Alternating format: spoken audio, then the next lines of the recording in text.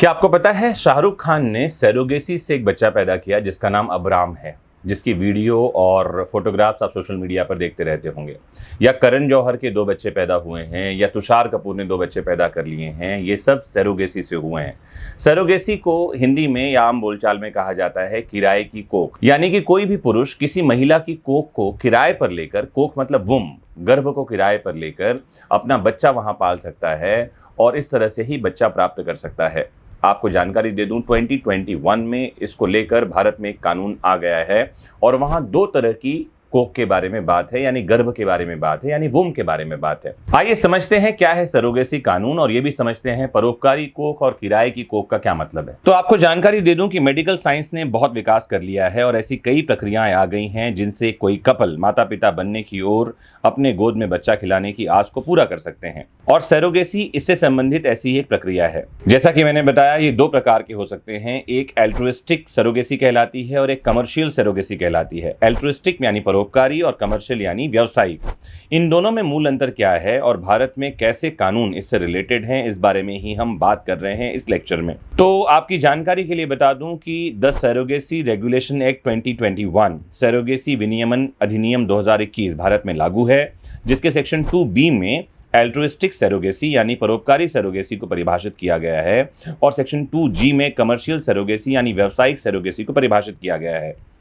आपको यह भी बता दूं कि भारत में परोपकारी सरोगेसी यानी कि एल्ट्रुइस्टिक सरोगेसी जो है इसको मान्यता मिली हुई है, लेकिन कमर्शियल सरोगेसी जो है इसको प्रतिबंध लगा दिया गया है, इसको कानूनी मान्यता नहीं है। तो section 2G surrogacy regulation act जो है 2021 का, इसमें कमर्शियल सरोगेसी ऐसी सरोगेसी को कहा गया है जिसमें सरोगेट मदर यानी वो माँ जो अपना गर्भ किराए पर देती है को चिकित्सा व्यय, बीमा कवरेज और अन्य खर्च के साथ साथ किसी अन्य तरह का आर्थिक प्रोत्साहन यानी लाभ दिया जाता है या उसे लालच दिया जाता है।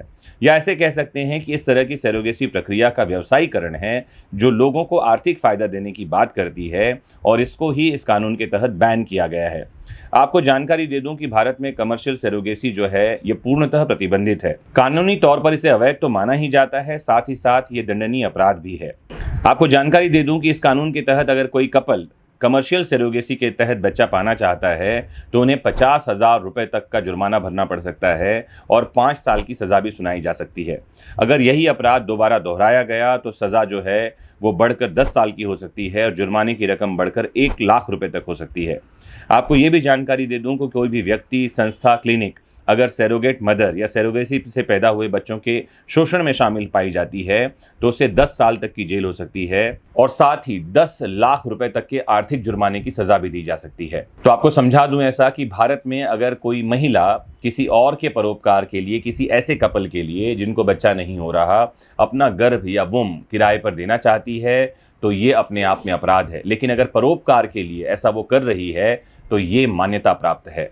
तो मुझे ज़रूर कमेंट बॉक्स में बताइए कि सरोगेसी के बारे में आपके क्या विचार हैं। क्या इस तरह का कानून देश में ठीक है या विदेशों की तरह इसे भी ओपन कर देना चाहिए, इसको भी कमर्शियलाइज कर देना चाहिए? या आपको लगता है कि सरोगेसी कहीं से कहीं तक ठीक ही नहीं है? ज़रूर जुड़िए कमेंट बॉक्स में और अपने ओपिनियन से हमें अवगत कराइए।